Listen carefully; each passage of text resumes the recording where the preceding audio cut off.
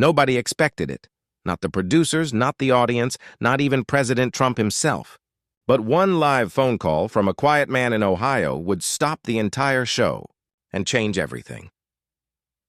The show was called The People's Mic. It was infamous for its honesty, chaos, and its ability to go viral in seconds.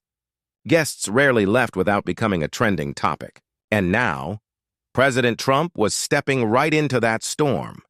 Newsrooms went into a frenzy. Producers were panicking, trying to tighten security, confirm rules, and manage the overwhelming flood of viewers already signing up to watch. Cameras were checked, microphones tested, every second rehearsed. But everyone knew once the red light went on, nothing would go as planned. People around the country, even those who didn't normally care about politics, couldn't resist. They wanted to see how the president would handle it. Could he face the unfiltered voice of the people?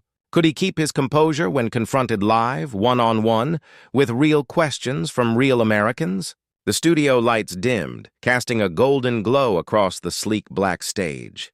The audience buzzed with nervous energy, phones raised high, waiting for the moment. The host, a calm and confident journalist named Maya Collins, stepped forward. Her poise was legendary. She was known for asking sharp questions and keeping control, no matter how chaotic things got.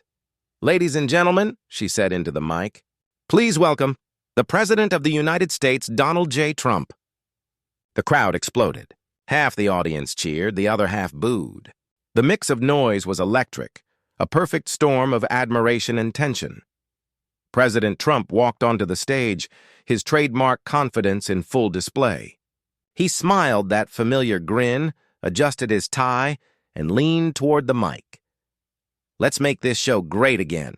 The crowd roared, and just like that, the debate began. For the first few minutes, everything went exactly as expected. The studio lights burned bright, the audience leaned forward in anticipation, and Maya Collins, ever the professional, led with sharp, balanced questions. She asked about the economy, foreign policy, social media bans, and the upcoming election. Nothing too out of the ordinary. But every question had weight. President Trump responded in his trademark fashion, bold, fiery, confident, and sometimes completely unpredictable. He gestured with energy, cracked a few jokes that made the audience laugh, and countered every tough question with the swagger of a man used to the spotlight. It was a performance, polished yet electric. The crowd couldn't look away. Then came the twist. Maya glanced at her producer off camera. A light on her desk blinked green, the signal they had reached the next segment. She smiled, adjusted her mic, and turned to the camera. "All right, Mr. President," she said smoothly. "You've handled our questions well. But now, it's time for something different. We're opening the phone lines. Anyone watching right now, anywhere in the country, can call in and ask you a question live." The crowd erupted with cheers and nervous laughter. You could almost feel the tension shift. This was the unpredictable part, where the polished control of television met the raw honesty of real people. Inside the control room, phones began lighting up like fireworks on the 4th of July. Dozens of calls poured in at once. Supporters, critics, curious citizens, and probably a few pranksters. The first few callers were what everyone expected. A man from Texas called to thank the president for his policies. A woman from California challenged his social media stance. Another caller tried to debate him on energy reform.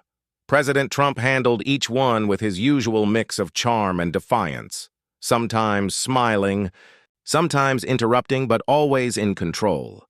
Then came the call, the one that would change everything. The producer, a young man wearing a headset, leaned toward Maya and whispered, "Line 4. It's interesting." Maya hesitated for just a second. Something about the tone in his voice made her pause. Then, with a calm nod, she said, "All right, caller from Ohio, you're live. What's your question for the president?" A pause followed, long enough for the audience to shift uneasily in their seats. Then came a voice, trembling, emotional, yet steady enough to silence the entire room. And everyone knew this wasn't going to be just another call. "Mr. Trump," the caller began softly, his voice barely above a whisper, You might not remember me, but my name is Daniel Miller. My father worked in one of your hotels in New York. He passed away last year." The words hung in the air like a cold wind. The chatter in the audience faded instantly. Even President Trump, who had been confidently leaning back in his chair, straightened up and leaned forward. His expression shifted, curiosity mixed with something deeper. Maya glanced toward the control booth. The producers were frozen, listening closely. The entire room felt heavy, the kind of stillness that only happens when something real is about to unfold. Daniel continued, his voice trembling slightly. "When the hotel closed temporarily, my dad lost his job. He loved working for you. He believed in you. He used to tell us, 'Mr. Trump takes care of his people.' But when the layoffs came, he thought he failed you and himself." "I just want to know, do you ever think about the people behind your business decisions? The ones who believed in your vision?" The question cut through the room like a blade. Even the audience members who had been cheering moments ago sat completely still. You could hear the soft hum of the stage lights, the quiet breathing of the crew, even the faint crackle of a microphone. For a few seconds, President Trump didn't say a word. His eyes narrowed slightly, his hands folded in front of him. The silence stretched so long that some thought he wouldn't answer. Then, finally, he exhaled and spoke, not in the booming, confident tone everyone expected, but in a lower, quieter voice. "Daniel, I'm sorry for your loss. Truly. I didn't know your father, but I've known many good men like him. Hard workers, loyal people. Sometimes in business, tough decisions happen. But I'll tell you this, I never forget the people who make things possible." There was a long pause. Then Daniel's voice cracked. "I appreciate that, sir. I just wanted to hear you say it." Maya looked at Trump, disbelief flickering across her face. This wasn't the fiery president known for debate stage dominance. This was a man speaking from a place of reflection and sincerity. And then slowly, the audience began to clap. Not a wild cheer, but a soft, respectful applause that grew louder with each passing second. Something had shifted in that room, and everyone knew it. After Daniel's call, something shifted in the entire show. The energy that had filled the room, sharp, divided, and electric, suddenly softened. The air felt calmer, more focused. It was as if everyone from the audience to the crew had collectively taken a deep breath. For the first time that evening, the debate didn't feel like a fight. It felt like a conversation. The next caller was a teacher from Arizona. Her voice trembled slightly as she spoke about her classroom, about struggling to afford supplies for her students, and about how politics seemed so far away from the problems she faced every day. President Trump listened carefully. When she finished, he nodded slowly and said, "Teachers build the future. We can't forget that. I may not always agree with every policy idea out there, but I respect what you do." The crowd applauded, not because of politics, but because it felt genuine. Then a small business owner from Florida called in. His tone was tired but hopeful.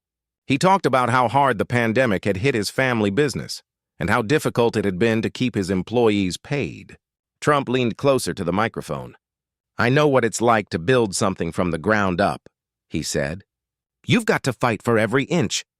You did that, and that matters." Even the critics who called afterward spoke with a new kind of respect. They disagreed, yes, but the tension had eased. Everyone seemed to realize that after Daniel's call, this wasn't about campaigns, polls, or party lines anymore. It was about people. President Trump began answering differently, still bold, still confident, but more grounded. His words carried less performance and more reflection. He spoke about learning from mistakes, about listening more, about how leadership isn't just about winning, but about understanding those you serve. Then Maya, sensing the perfect moment, asked the final question. "Mr. President," she said softly, "after hearing from your supporters and your critics alike, what's the biggest thing you've learned tonight?" Trump paused. He leaned back, looked at the crowd, and after a thoughtful silence said, "I've learned that people don't just want to be heard, they want to be understood. We argue too much, listen too little, but tonight, I listened." The studio erupted in applause. Some stood, others simply nodded. But everyone, no matter their view, felt the same thing. For one night, live on television, honesty had replaced division. And for a brief, powerful moment, America listened back. The clip of Daniel's call went viral overnight. Within hours, it was everywhere, on news broadcasts, social media feeds, and reaction channels across YouTube. People couldn't stop talking about it. The moment when President Trump paused, lowered his voice, and spoke from the heart spread faster than anyone could have imagined. Major headlines appeared the next morning. The call that made Trump pause. From debate to dialogue, a night America won't forget. An unexpected moment of humanity on live TV. Talk show hosts replayed the clip frame by frame, analyzing every second. Political commentators on both sides admitted they hadn't seen anything like it in years. It wasn't about policy or politics anymore. It was about connection. Daniel Miller, the caller from Ohio, was soon invited onto morning shows and podcasts. Sitting in front of the cameras, he looked humble, almost shy. When asked why he had called in, he simply said, "I didn't call to attack him. I just wanted to remind him, behind every policy, behind every decision, there are real people." And that night, I think he remembered. His words struck a chord with millions.